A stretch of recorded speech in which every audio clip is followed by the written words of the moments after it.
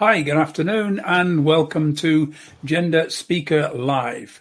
It's been a bit of a challenge today trying to get things together, so starting a little tiny bit late, and we're going to be looking today at why we need gender training in the workplace.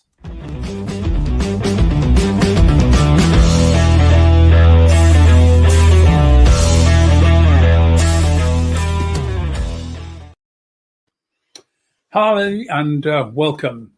What an awful day it is today. Raining all day long after such a lovely day yesterday. Here we are. Autumn is here, and we're talking about... we're not talking about that. We're talking about... sorry. A couple of things not working here this evening. Anyway, here we are. Talking about training and why we need to put gender-based training into the workplace. Essentially, what I'm saying is, do men and women work differently? Do we need to actually help men and women to understand that, and things are different. Men and women work differently, and therefore we need to be thinking very much about operating on a very different basis. I think we do. And I've run a number of training courses on this, and I'm going to talk through some of the ideas that I think we need to start to look at a lot more carefully to understand what's happening in the workplace. Now, one of the courses that I run is on unconscious bias training, how to manage those biases. And those are very, very different for men and women. Our biases are the result very much of socialization, of the way in which we're brought up. But those biases are also impacted and affected by, for example, the way we manage stress. They're managed by our ability to handle stress. And that's very different. I noticed driving down the road something very odd. If I see a man and a woman about to cross the street and I'm driving down towards them, more often than not, if there's plenty of room, the man will just walk out and almost look at me with a sort of glance that says, "Don't you dare hit me," and walk across. Whereas a woman will stand back and wait until everything's actually safe and clear. And it's that risk taking. So our biases are impacted by our sense of risk. Now, if you look at car driving, you'll find that men tend to have accidents at much higher speeds than women. Women also have less accidents, but when men have accidents, they're often at very high speeds. Women will have a lot of minor bumps, you're hitting the curb, bumping something in a car park, those sorts of things, whereas men will tend to be much higher, and men have an ability, and we can see this, men's spatial ability is a little bit better than women.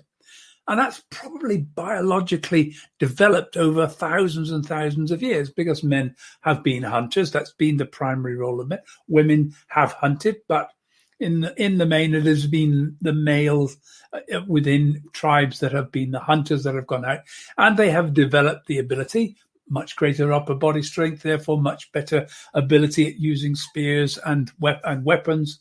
And we just look through history, we can see that men have been the ones that have hunted, have fought, and used that upper body strength in that. But it means that men also are very, very much more focused. Men have to focus entirely on what's happening. If you're in a hunt and you're trying to kill an animal, the focus needs to be there. If you're in a battling with somebody, you can't be worrying about what's happening to everybody else. You need to be focusing exactly on your goal, your target.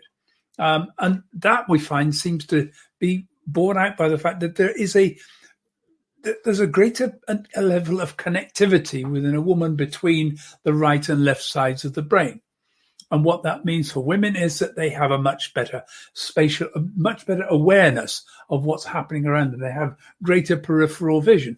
And that's probably reasonable, because women are very often protecting children, protecting family. They're in social groups, and so they're consciously aware all the time of what's happening all around them, and they need to be men much more focused. Those are some of the... Now, I know I'm going to get into all kinds of battles if I'm not careful here, because we start talking then about the differences between men and women. Are they biological? Are they nurtured? What's happening? It's not one or the other. Like so many things, it's not about a gender binary, it's male or female. No, the differences are a bit of a spectrum. It's a bit of a grey area of differences. When we're looking at unconscious bias, the Harvard Implicit Association test, I use that with get people who are attending the course to go online, and before they come on the course, actually check out their biases on a couple of things, whether it's to do with LGBT or whether it's men and women. And I was quite surprised that when I did the test, I still associate women with the home, men with work, because it's been so ingrained into me. And kids, by the time they're 2 or 3 years old, I've got that. It's actually in there. They know the sort of stereotypical roles of men and women. And this is the problem, that when we're talking about the differences between men and women, this is one of the other courses I run, Working Together, different working styles of men and women. Immediately, this is all about stereotypes. It's stereotypes about women. And trans women get attacked a lot because we tend to stereotype a particular style of female behavior. And I did it. When I changed gender, I was 50, and suddenly I was out clubbing, out late. I was dressed up in high heel shoes and short skirts and bags of makeup and, mutton dressed as lamb. But it's like, every woman went through this at 16, 17, 18, out on the town, having a good time, dressing up. We get over it. I got over it. I got older. I realized, it wasn't working. But it was fun, and I enjoyed the fun. So all stereotypes are true. We do go through all these stereotypes. Yeah, women like to dress up, like to look good. Women spend a lot more time on clothing and makeup. Not all women. This is the whole thing. Stereotypes are true, but not for everyone. There are some women who hate makeup. There's some women who absolutely you wouldn't catch them in a skirt or a dress if you paid them. Yeah, they just don't like. That's not their style. That's not their way they want their life to be. There are men I know who love dress. I know plenty of guys who are drag queens. They love dressing up. And somebody asked a drag queen friend of mine, "Why do you do this?" And he said, "I love it. That's it. I'm good at it. I look gorgeous," he said. And that's it. He loves to dress up, loves to look absolutely stunning and amazing in a dress. So stereotypes are true, but not for everyone. And we have to allow that there are differences in people. But when you start to look at working together, there are some underlying differences. Now, some of them seem to be inherent, essential differences that appear to be hardwired in as a result of something that happens in the womb. And that's maybe why, and that's why I believe that I grew up feeling I should have been a woman, because my brain got hardwired more female than male. Tiny little differences, difficult to actually pin it down. Was it about socialization? I don't think so. I was one of 4 children, boy, girl, in our family. My brother, there's nothing feminine about my brother. He's definitely man's man, and that's the way his life has been. So this is what we've got to think about. Stereotypes are true, but not for everyone. But when you start to look at behaviors of men and women, there are some things that are clearly different. Now, I said on Monday, I've been listening to a really good book, Why Women Don't Ask. It's all about negotiations and why women don't negotiate. And part of that, I think, seems to be an inherent difference in the way that women are compared to men. Women are biologically engineered to support, because that's the nature of a woman's role. If a woman is going to have children, she will take care of the children. And by the way nature is, it's no good saying, "Oh, well, men should take over."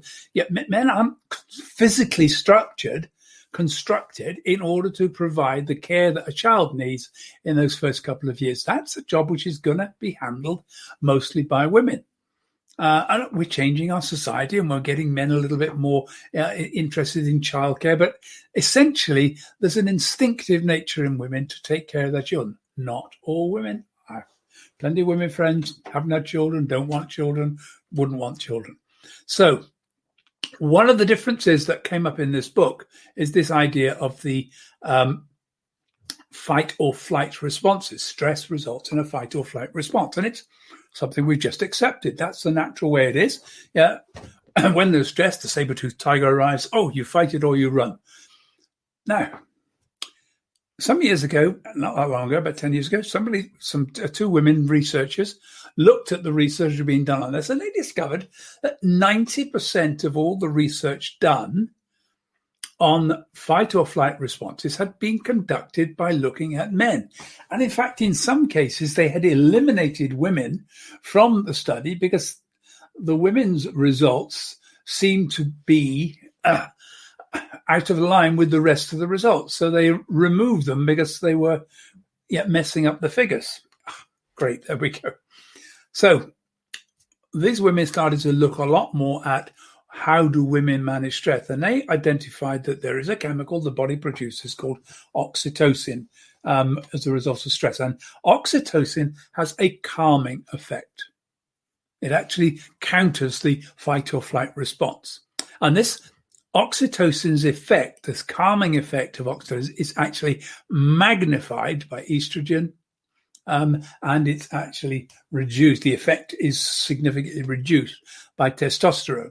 So what that means, so get that right, so it's magnified by estrogen. And what it does in women particularly is blocks the fight or flight response and results in women tending to go for social support, looking for help. So if women are under stress, they're more likely, and this was actually noticed in the particular lab where these women were working, what they said, if women under enormous amount of stress will come in and clean and tidy the office, sit down and bond and have a chat and talk things out with friends. Whereas men will disappear off on their own and basically into the man cave, disappear.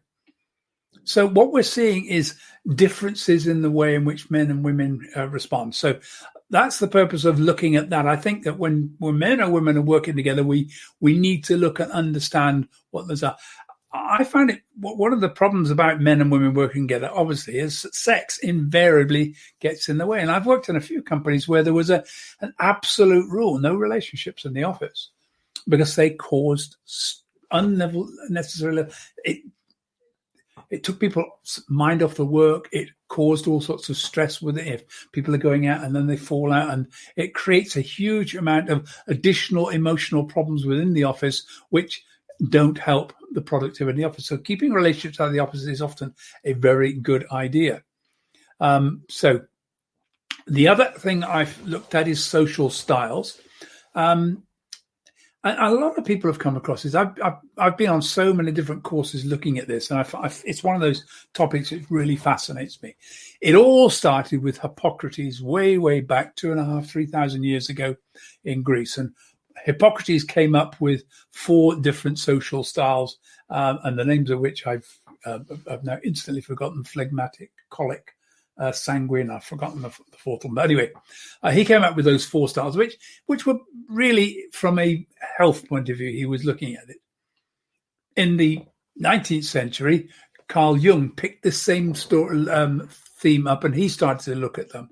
And then I came across it because Timothy Leary, of the famous Turn On, Tune Out and Drop Out in the 60s, a psychologist, he'd been looking at social styles in the same way. Then Larry Wilson developed Wilson learning, and then the DISC process came. There have been so many different organizations have done this now, and I'm sure you've taken a test at some point where you filled it in and you've got something back to tell you what your personality is. And it's generally based upon the same thing. 2 intersecting conditions. We're looking at assertiveness and we're looking at responsiveness.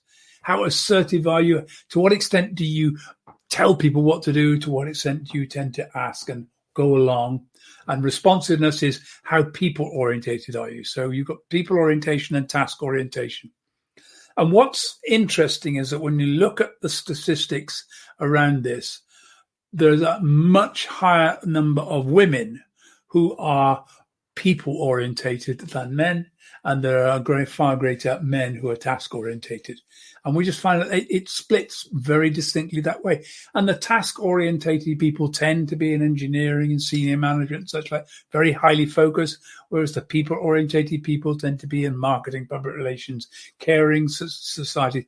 And if you look at the way work splits out, that's where we are.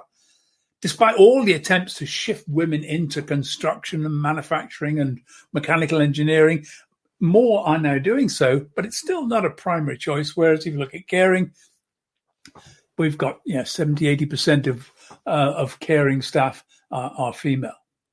The problem with all of that is not that women tend to go towards caring professions, men tend to go towards manufacturing and construction. It's that we pay people in the caring professions so much less than we pay people in manufacturing and in the task-orientated jobs. Which is odd, isn't it, when you think about what we've been doing over coronavirus, out there clapping for the NHS. And here we are with this second wave now, almost inevitable, and huge amount of pressure being put on people in the caring, people in the NHS, now going to be putting their lives at risk again, trying to save and help people. And they're still not going to be paid huge amounts of money. We might stand out and clap for them again, but we're not going to pay them to do this. And yet everybody's been going nuts because they can't go to work and earn their money in the task-oriented jobs. I'm not going to get into the battle on that, but can you see where we got social styles? It's very clear that there's an orientation by women one way and by men another, and we need to understand those differences and how we can work together more effectively. And of course, then there's the whole issue of people who are trans, non-binary, gender non-conforming.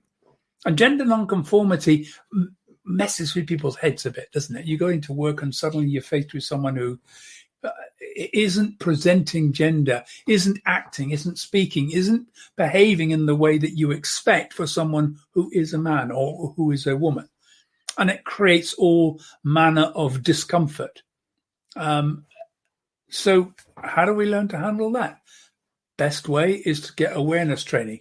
Help people to understand why these differences exist. Why do some men like to express themselves in a very feminine way? Why do some women like to express themselves in a more masculine way? And trying to help to understand that. So that's basically what I'm saying here is we need to be looking at training and understanding that increasingly now we have a workforce which is balanced between men and women, but it's still very unfair. Men tend to earn more than women, and there are a whole bunch of reasons why, most of which is because men start off negotiating for a higher salary right from the beginning, and women tend not to. And the interesting thing on that is that if somebody negotiates on a woman's behalf, then everybody will start off the same. What women have more difficulty with, it seems, from a lot of the research done, is that women have much more difficulty negotiating for themselves, even if they are, in their profession, primarily a negotiator. So judges and lawyers and people, policy makers, people who are doing organising. The word's gone right out of my head. But people who are negotiating deals all the time, women who are salespeople, they're constantly negotiating on behalf of someone else. And they don't have a problem with that. In fact, women can sometimes be the better negotiators when they're negotiating for somebody else. All sorts of research being done checking this out. But the moment a woman's negotiating for herself, seems to capitulate, take a lower deal, take a poor deal.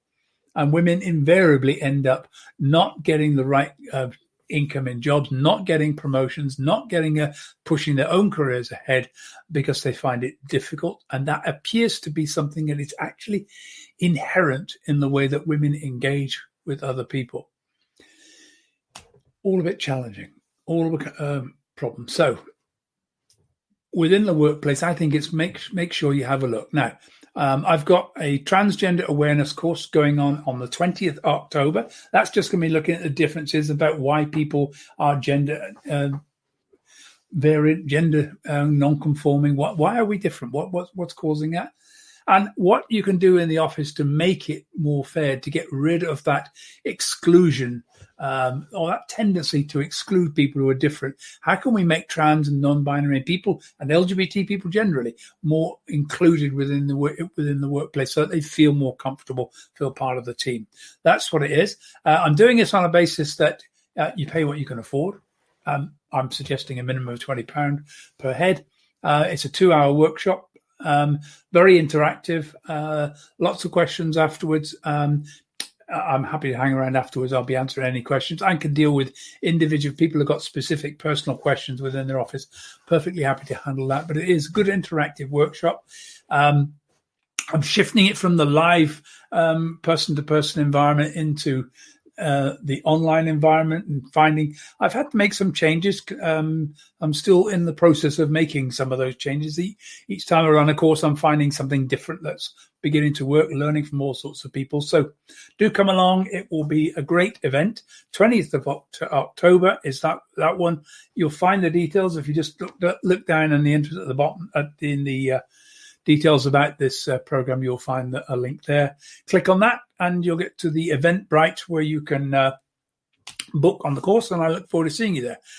Tomorrow is the first of my interviews. I've got 3 set up at the moment. I'm trying to get a couple more set up. Kat Burton, I don't know if you remember, Kat was in the news quite a lot some years back because Kat was the first female pilot for BA, and also the first pilot to change gender while on the job. So Kat's going to be talking a little bit about the challenges and issues that she faced changing gender in BA. She no longer works for BA. Kat's retired from being a pilot. Well, I'll say she's not actually retired from being a pilot because now she teaches people how to fly.